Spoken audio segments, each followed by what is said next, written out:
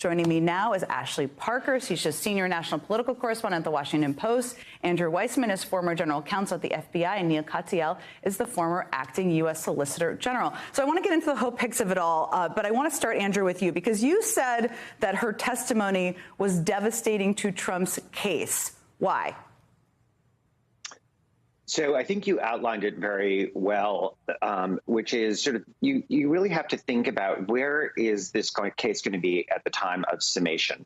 And what she gives is really direct evidence from Donald Trump's mouth that he was aware of the hush money scheme with respect to Stormy Daniels.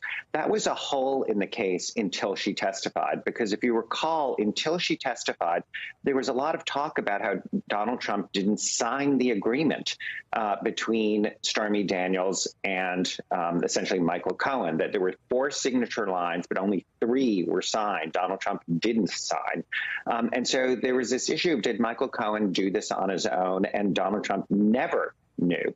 Well, she basically made it clear, of course he knew, and she has a direct statement from him, as well as you pointed out, her concern that, there's no way Michael wouldn't have told him, because he would have wanted credit, and he's also not the kind of guy who would have done this on his own. Notably, what she didn't say is that Donald Trump, when he learned of this, was like, oh my God, what did you do? In fact, he said it was in his interest to do that. Finally, we're going to see this week the sort of the end result of what she's saying, which is that he reimbursed that $130,000. And I just want to make it very clear. He is on record in a civil case saying, I reimbursed Michael Cohen for those hush money payments. So this remains in the case is something that is on paper. So you really can see the end of this case coming up fast and furious, with the DA just closing it out on the actual reimbursement scheme, which is something that cannot really be denied credibly by Donald Trump's team. All right, so Andrew kicked off on kind of the legal why. Now, Ashley, you covered the Trump team. You know them well. You wrote a great piece about Hope Hicks, where she was a central person in it, where you wrote, Hicks's reemergence at the criminal trial of her former boss is another grim reminder of Trump's force field, the seemingly inexorable pull he exerts, intentional or not, over nearly everyone who enters his world. You also say that since she testified to Congress about the January 6th attack, she hasn't spoken to him. There's a lot of speculation out there about why she cried on the stand. You know her, you know the team. Why do you think she did? She hasn't talked to him since January 6th. Since she testified, I should say. Yeah, that's right. So a little context, right? Hope Hicks works, the way she ends up on his presidential campaign is she works for the Trump Organization. She knows his children. She knows him. He asks her to be one of the first staffers on his campaign. It's sort of so far-fetched. The idea that she would be on a presidential campaign is so far-fetched that when he asks, she thinks he's talking about a marketing campaign for one of his golf courses, right? She sort of occupies this role as almost a daughter. And there's a lot of warmth and affection between the two of them. And when I was covering the Trump White House, I was struck by, as has been reported, there were a lot of leaks in the media because there were these warring factions. Within the White House. Within the White House, there were warring factions. And a lot of people, were leaking because they didn't like what the president was doing on their trade agenda or on this issue or that. And when Hope would deal with the media, when she got upset, she was non-ideological. She truly came through that she was upset because she thought the stories were hurting Mr. Trump, as she would call him, or President Trump, both politically and personally. So again, she really cared about him, right? So then she testifies before January 6th. She is compelled to testify.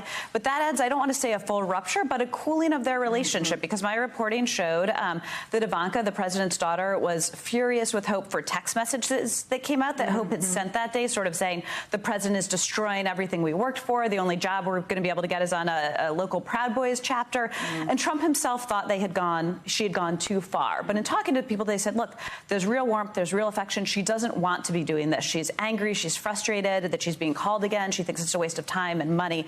So again, with all of that reporting, then a little bit as a viewer reading the tea leaves, she started crying when she was sort of asked, the Trumps offered you this ticket to this world. They're responsible for your job. And I think it was just truly an emotional moment for her, because it is an incredibly complicated relationship. She didn't want to be there. She didn't want to be answering those questions. And he didn't want her to be there. And he didn't want to be listening to what she had to say. And I think it was very uncomfortable for her to answer honestly with him, 6-10 feet away. Yeah, no question about it. I mean, given their history, as you just outlined, and people can read Ashley Zeklund's story to learn more.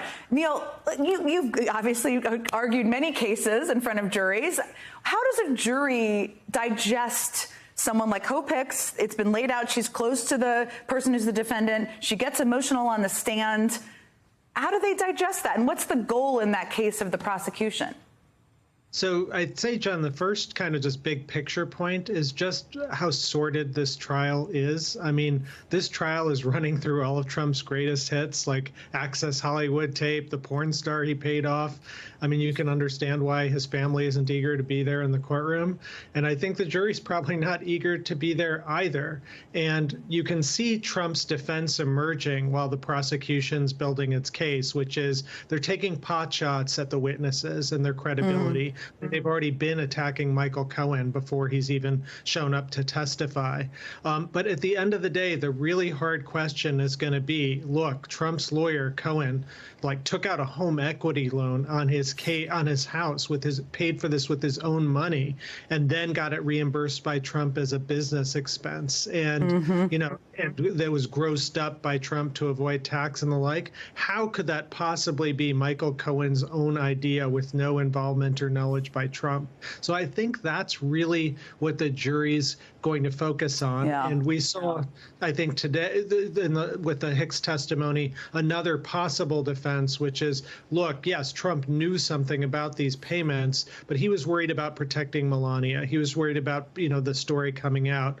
That will have two big problems. One, Trump doesn't appear to have worried about Melania very much throughout, his lifetime. And second, that he really appears, according to the testimony, to just want the catch and kill operation to take it through the election. He wasn't as worried about Melania or anyone else finding out about afterwards once he was president. He just wanted to keep it from the American people. And that's where Hicks was so devastating. I mean, she testified that when the Access Hollywood tape come out, everything changed and everyone was terrified. And so the catch and kill operation was part of trying to protect their candidate from the public.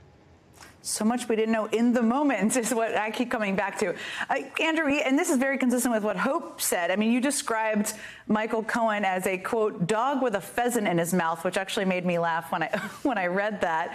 Basically, someone who wants to show his boss what he did. I mean, how compelling and important is that component of his character? How does that link to what you expect his testimony to be like when he finally takes the stand? Well, the jury is going to be asked, what possible reason would there be for Michael Cohen to have kept this to himself?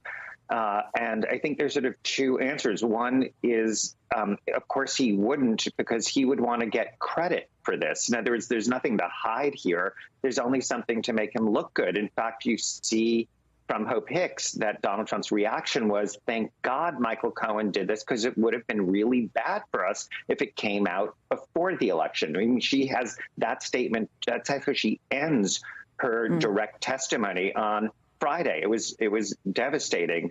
And the second is all of these pot shots that Neil refers to that have been taken with respect to Michael Cohen about his character is something that the DA isn't going to be hiding from. He's going to say, exactly. You think this guy is charitable? Everything that you are hearing is that he wouldn't be doing this on his own and out of the goodness of his heart. So they're going to sort of flip the script on that issue, saying everything you've heard about what he's like as a person is why he would, of course, have gotten Donald Trump to approve. And finally, by the way, there are going to be telephone records that show that Michael Cohen, at the time of creating the vehicle used to pay back Stormy Daniels, is on phone calls with Donald Trump just the same day. So the phone records themselves are going to be, I think, another piece, another nail in the DA's coffin that you're going to hear a lot more about as the case closes.